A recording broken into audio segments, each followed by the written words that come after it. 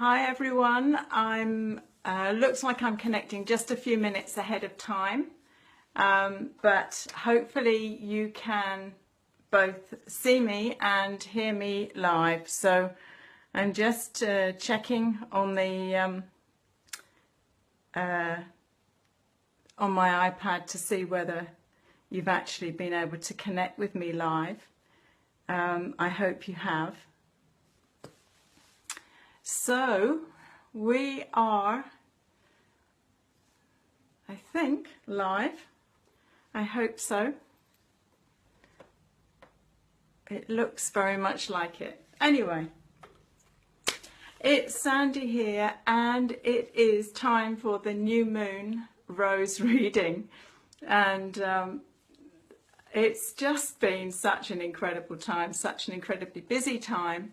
And I hope you're all doing really well and enjoying this unprecedented experience that we're all going through with what's happening in our external world. And also from for everybody that I've spoken to, there is a certain amount of stuff that's coming up in their inner world too. So it's been yeah, an interesting time all the way around. So here we are. We're on a new moon. So a new moon in Cancer, and this is such a time of new beginnings. New moon has always been about new beginnings, but there feels to me that, you know, given what's going on in our outer landscape, there really isn't any choice but to go within and see what new can be birthed through the process. Yeah, the pattern and the story for me has just been to keep continually coming back into heart space, coming back within, because the landscape that we have running outside of ourselves is a pretty chaotic situation, and I think that the clearer and the more aligned that we are within ourselves, the greater service that we are to ourselves, but also to our families and our community as well. So to be our own resource and to be able to come within and come to that still place, to allow the changes to occur and to allow ourselves to be not in passive observation, but in observation of the bigger play that's going on here, that is global in its experience, but you know, we're dealing with it in our closer community. So this new moon in Cancer, you know, Cancer is a water sign, and certainly emotions are being stirred up. We're getting polarized in our experience, and really called to find out what our truth is, to come deep inside, to find that place of authenticity in our own beliefs, and trusting our inner feeling, trusting our gut feeling about our experience and the emotions that come up for us in watching those, and taking those few minutes to go deeper, to find out what is rooted underneath that experience for us. But ultimately, it's all about frequency, you know, being able to hold to our true frequency, to our greatest light, enables a sense of inner peace, regardless of what's going on in our external landscape. And for those of us with a meditation practice or some other morning practice that can bring us into a balance before we move into our day, we're finding it extremely useful. I know that I am. And this balance of head and heart space, how do we find this place where we have an equilibrium within us? Absolutely essential in these coming times that we can find that resource within us. So I'm sure that's why there is value in gathering together with like-minded people. And I've been very fortunate over this last month to have had my journey in the USA and have met so many of you up on the East Coast in the 3 weeks that I was in the States. And coming back here, I was fortunate enough to go and listen to Dr. Joe Dispenza just this last week, and yesterday spent a day with Tracy Ash in Bournemouth. So, you know, the inspirers and teachers that we have around us can be way showers and guides and anchors for us to have that memory to come back into centre. And this is, of course, what the rose work does.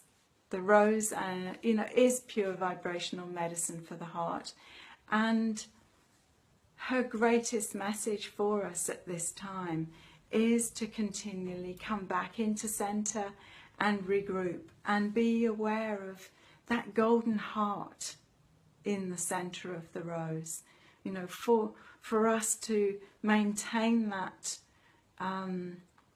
place of calling ourselves in to heart space and to our own golden light. You know, the inner light is where our resource is. It's the place, that's where our guiding light is. It's actually within us. So the rose brings us more and more into that centered space and allows us to rest and just be.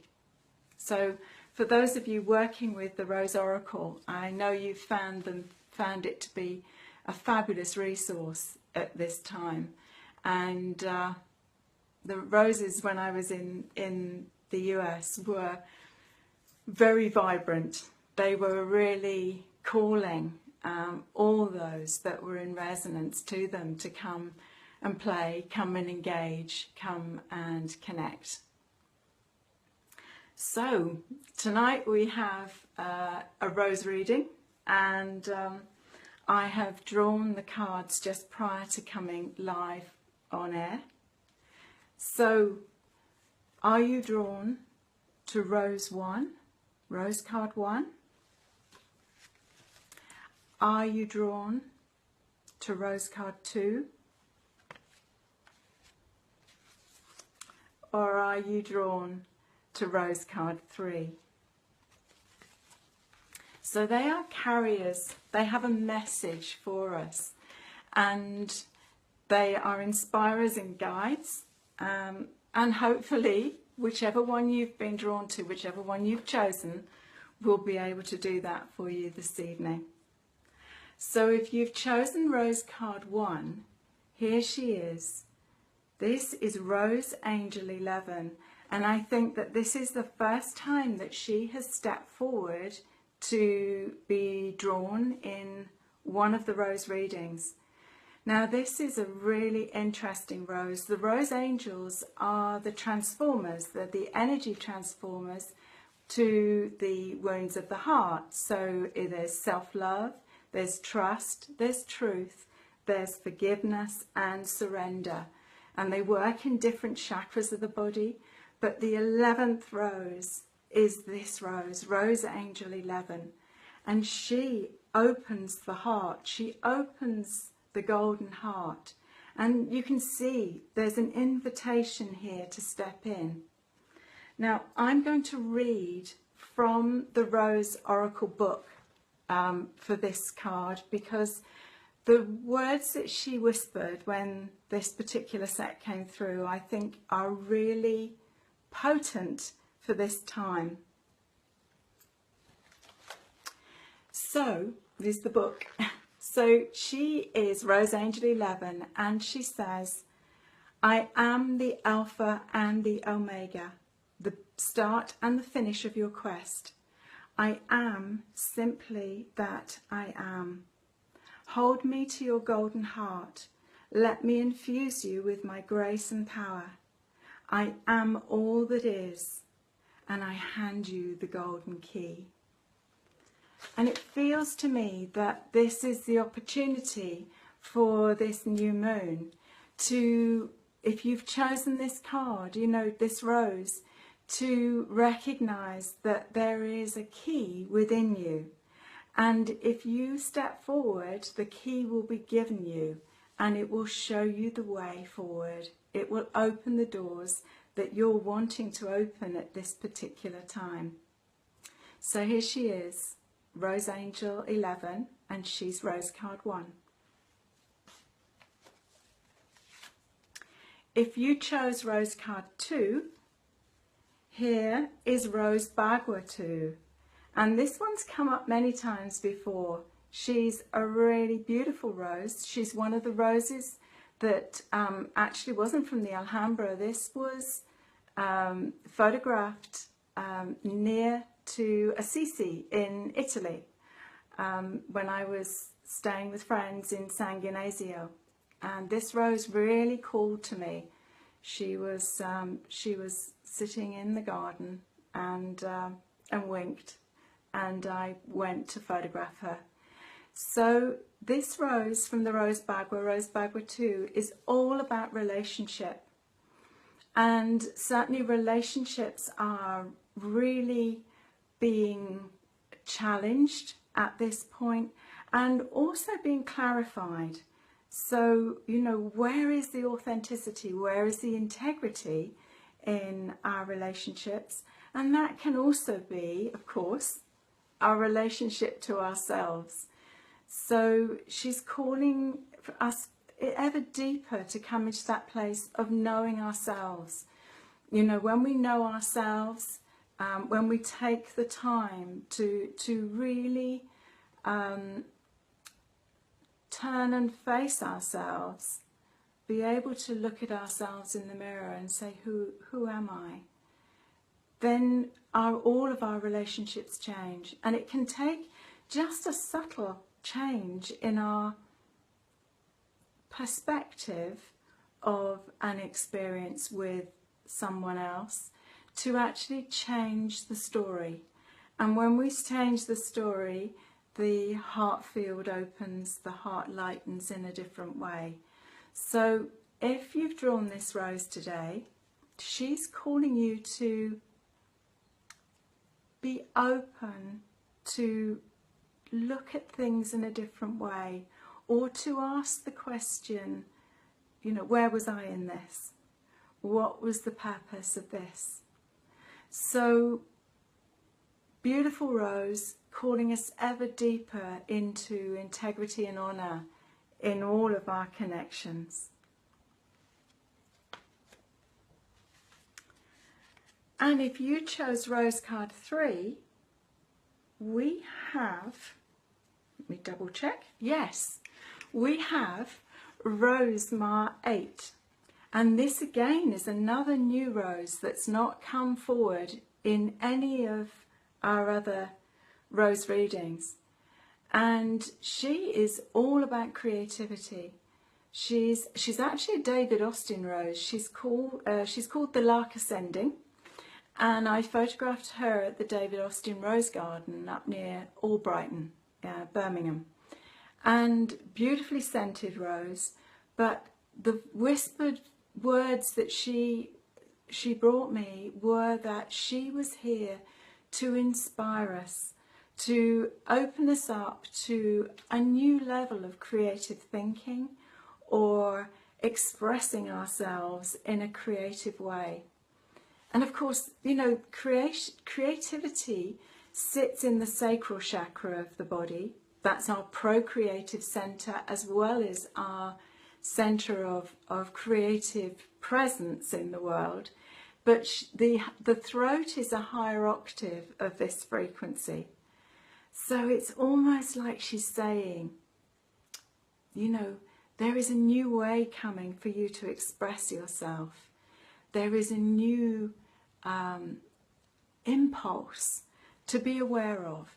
So if you've drawn Rose card 3, this is her inspiration and her guidance for you. Very, very beautiful rose. So I hope that one of those roses has spoken to you, and that there will be some inspiration from that. And just to say that I've got a whole new set of rose classes that will be up on the website soon, and some new retreat days. We had great fun in the States, working with the archetypal energies, and particularly I'm fascinated by the connection of the rose and the crown.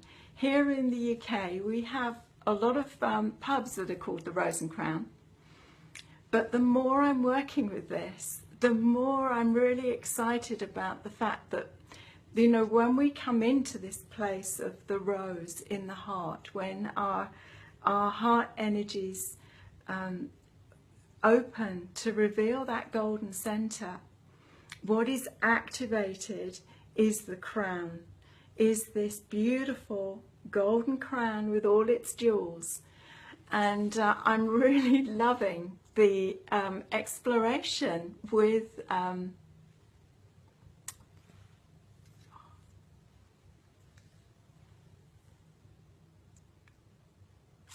I'm not sure whether we're still connected, because it's saying that my connection is weak here, but I'm really hoping that there is still some signal that's getting through, and that you're being able to hear what I'm saying. I think we might be back on again now, and I can see that we've got some viewers, so that's really, it's really lovely. I hope you've managed to get some of the reading. I will just share some more of the reading, so that in case it didn't record. It's really difficult to see on a tiny camera. I'm definitely going to have to upgrade to an iPhone 6, I think. So yes, there are some really exciting new classes. And Laura's just said, yes, she can, the connection is weak, but she can still hear me, so that's great. Yeah, we've got some really exciting classes exploring this crown. What does this crown, what does your crown look like? And it's interesting because with my pranic healing training, as many of you know, I'm a pranic healer. I've been doing pranic healing now since 2000. I was one of the early ones that connected with Master Cha here in the UK. But he always said that, you know, the crown can only open to the degree that the heart is. So this beautiful place of, you know, the heart presence and the work, all of the work with the rose. I mean, she is pure vibrational medicine for the heart. So I'm loving this place of exploring the rose of the heart and the crown, and you know, what jewels are in your crown. So yeah, there's some really lovely retreat days coming up. The rose classes will be online by September. That's my latest project. And yeah, I'm sure there'll be some other good offerings in the meantime. There are some spaces still available on Rose 1 and Rose 2 up in Stafford next week. So if you're interested and you're in the Midlands and would like to join us, I think it's Tuesday and Wednesday next week. Yeah, there's a new posting that will go up on my website with the upcoming classes for the autumn. Also to say, there are still a couple of places on the French retreats. I've got 2 weeks of retreats that I'm co-creating with Fiona Lee in Puy-Vert in the south of France, which are going to be extraordinary weeks. And you can come for just 1 week or 2 weeks. The 2 weeks have got different offerings that dovetail together, and you may find that you're drawn to one or the other, or perhaps you'd like to come and join us for both. But it will be a really rich offering, and Fiona and I are soul sisters that go back a very long way. We've got a wonderful weave of energies and rosiness to share with you. So they are proper retreats. It's not they're not tours. We'll be going to sacred sites within the pentagram and the hexagram, within the south of France, and the portal of sacred union, the Vesica Pisces.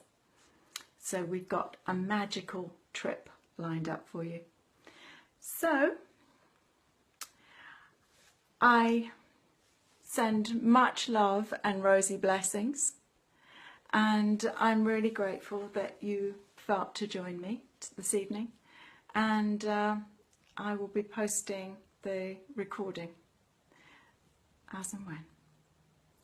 So enjoy the new moon, enjoy the opportunities that the new moon brings for you, and as a parting suggestion, you know, look at the qualities that you'd really like to embody in this upcoming period, and maybe write them down as I am statements, and have those by you as we move into the waxing moon and into the full moon, because this will really help to for you to help to embody the qualities that you are really wishing to take out in the world.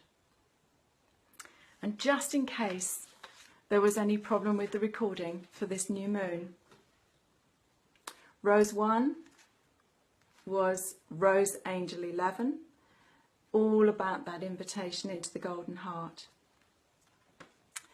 And Rose 2 was Rose Bagua 2, this calling to relationship and right relationship with yourself and with others, a place of honesty and integrity. And Rose Ma 8, I am creativity. And this is the essence. We are creator beings, creative creator beings.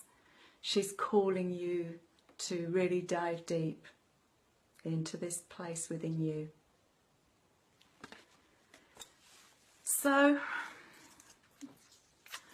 with much love and rosy blessings, thank you, thank you, thank you.